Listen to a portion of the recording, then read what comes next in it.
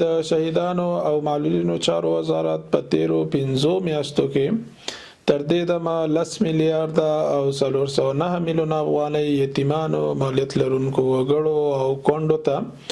د بانکي سیستم له لارې حواله کړي او دا پروسه اوس مهال دوام لري. په مجموع کې 6,53,000 تنه یتیمان، مالیت لرونکي وګړي او کونډې ثبت او راجسټر لرو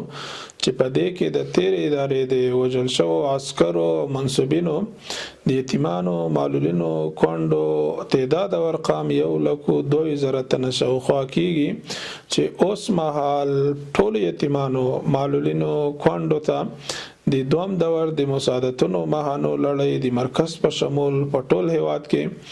د بانکي سیستم له لارې نه په شفاف ډول د یو میکانیزم له مخې دوام لري. د دې ترڅنګ د شهیدانو او معلولینو چارو وزارت رهبري او ټول مسؤلین تل هڅه او کوشش کوي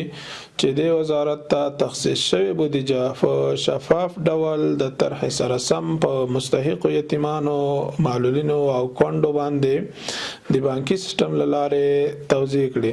ترڅو د ژمي را رسیدو سره سم د ټولو کورنیو مشکلات حل او فصل شي.